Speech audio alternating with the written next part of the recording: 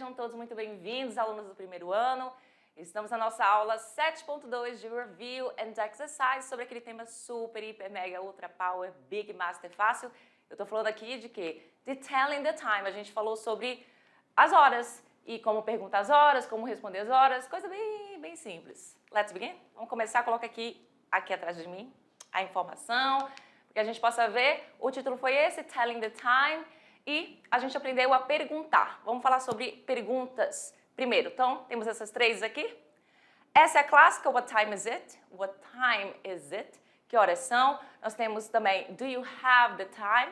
Então, perceba que essa aqui vai trabalhar aqui com com o verbo auxiliar do, tá aqui, do, esse verbo auxiliar, que você ainda vai ver comigo lá na unidade 2, o simple present. A gente viu ele aqui somente com o verbo to be, mas não é usado esse auxiliar só vai ser usado lá com outros verbos. Temos aqui esta pergunta com o pronome interrogativo what, que é o clássico, e essa outra aqui que a gente vai usar o quê? O verbo modal can, que é poder. Então, alguém está perguntando, can you tell me the time, please? Você pode me informar as horas ou me dizer as horas, porque esse verbo aqui, tell, é contar, né? Então, na hora de traduzir, você coloca para dizer as horas, por favor. E a gente também aprendeu sobre falar as horas. Nesse momento eu vou lá com vocês para... A gente também tem essa próxima aqui que a gente viu, que foi logo em seguida essas questões do past e do to, né? Essas três palavrinhas aqui, e do quarter também. Onde a gente viu que a gente pode falar de uma outra forma. Então, it's 5:10, são o quê? São 10:05, porque são 5 minutos passados das 10 horas. Então, você pode usar essas estruturas aqui normal, quando você usa o número também. E também você pode usar essa aqui, que até indica que você tem um conhecimento a mais de como falar horas em inglês. Então, it's 5:10, que isso aqui é passado, que passou. Então, passou 5 minutos das 10 horas.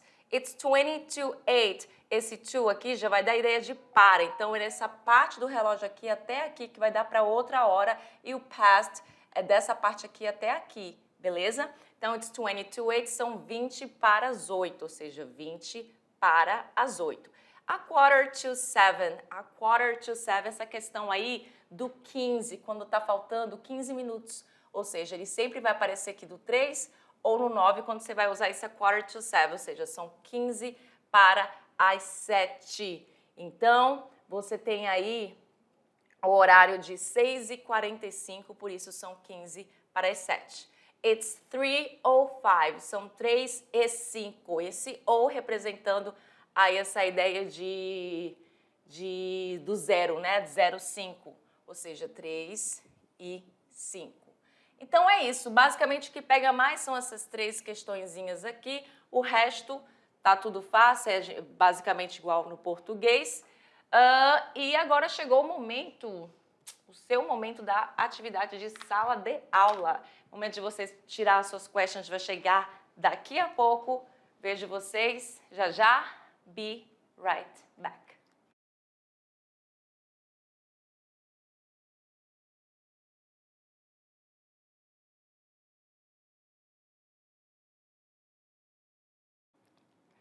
I'm back, estou de volta, and let's correct. Let's go. Vamos corrigir, a gente vai falar sobre o quê? A gente vai falar sobre o momento das suas questions, e a gente vai falar sobre esse texto aqui, um texto pequeno. Tem aqui algumas perguntas envolvendo esse texto, coisa simples. Você também teve aí uma atividade onde você teve que escrever as horas, colocando aí em prática tudo que você viu, tá? Seguindo aí as regrinhas que você tem que seguir. As regrinhas não, né? As estruturas que você tem que seguir para falar de horas. Gente, vamos lá começar a leitura a partir de agora. Vou pegar aqui minha canetinha e aí a gente vai começar agora essa leitura deste texto. Vamos lá. In a small village, numa vila pequena, every moment, todo momento, was marked by the ticking of a grand old clock. Então, o que ela fala aqui? Em uma vila pequena, cada momento era marcado pelo tic-tac de um grande relógio antigo. At sunrise, its hands pointed to 6 a.m., signaling the start of a new day. Ou seja, o que ele fala aqui? At sunrise, que é a questão aí do ao nascer do sol, seus ponteiros, é que a gente chama em inglês, eu não coloquei lá para vocês, mas a gente chama de hands, que também tem o significado de mão, então ponteiro vai ter esse nome em inglês. Então, os seus ponteiros, né, os ponteiros do relógio, apontavam para as 6 da manhã, pointed to 6 a.m., sinalizando o início, o começo de um novo dia. By 12 p.m., ou seja, 12 o'clock p.m., ou seja, ele coloca aí às 12 horas da tarde, o sol, the sun, would be directly overhead and the children knew it was time for lunch. Então, o que ele fala aí? Ele diz o seguinte, que ao meio-dia o sol estaria diretamente acima e as crianças sabiam que era a hora do almoço. Então, muitas pessoas até se baseiam no horário pela posição do sol. Às 3, que engraçado que tá aqui às 3, né? É uma mistura de português com inglês bem louco. Então aí, at 3, então aqui não seria I, seria at, que é essa preposiçãozinha aqui, at 3 p.m. O'clock, só não tem o o'clock aqui, mas você poderia ter colocado também, at 3 p.m. o'clock, approached, ou seja, quando as 3 da tarde se aproximavam, muitos faziam, many would take a short break, muitos tiravam aí uma pausa for tea, para o chá, and by the time 8 o'clock p.m. rolled around, families settled in for the evening, listening to the gentle reminder that bedtime was near. Nossa, muito cedo, né? Muito cedo, a galera dorme lá muito cedo, porque olha só o que ele fala aí. Ele fala que às 8, quando as 8 da noite chegavam, as famílias se acomodavam à noite, ouvindo o gentil lembrete de que a hora de dormir estava, né? O gentil lembrete que a hora de dormir, bedtime, estava próximo, estava chegando. Então, às 8 horas da noite, para mim, é muito cedo para dormir, né? Mas é o que está dizendo aqui no texto. Também muita gente dorme nesse horário, obviamente, mas é só um comentário. Então, a gente está falando aí de um texto pequeno, né? Não tem muita informação, a gente está falando sobre horas, tem algumas horas se repetindo aí. E aí a gente vai para a questão. A que horas o relógio sinaliza o início de um novo dia? Então, você tem lá essa pergunta como uma resposta fácil, porque você iria atrás dos horários que aparecem no texto. Então, você tem aqui 6 a.m., 12 o'clock, ou midday, né, que é meio-dia, 3 o'clock, 8 o'clock p.m., 10 o'clock p.m., todos, exceto a letra A, estão sinalizando tarde e noite, e somente às 6 da manhã, né, o 6 está sinalizando amanhã. Então, o início de um novo dia é uma questão assim, né, que é algo que talvez você, por uma coisa muito simples chamada conhecimento de mundo, né, experiência de vida, você sabe que de todos esses horários, o horário que mais se aproxima de um início de um novo dia é justamente o horário da letra A, né, gente? Não precisa nem ler o texto para você saber disso. Mas é a letra A, 6 a.m. Muito simples e muito fácil, né? Vamos para 2.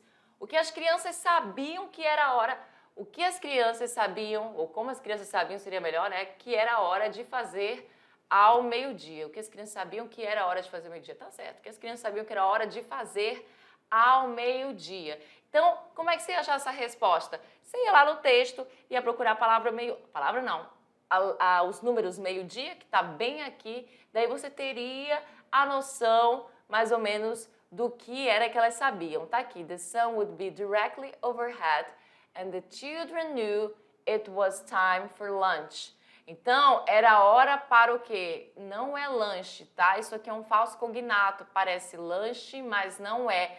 Lunch vai ser almoço. Então, resposta correta da número 2 é exatamente a letra C. Não é café da manhã, breakfast, não é brincar lá fora, play outside, não é tea, que é o chá, nem é bedtime, que é a hora de dormir. Todas essas palavras que aparecem aqui na questão de número 2 estavam lá no texto, justamente para confundir vocês, mas quem marcou lunch está corretinho. E na número 3, qual é a tradução de noon?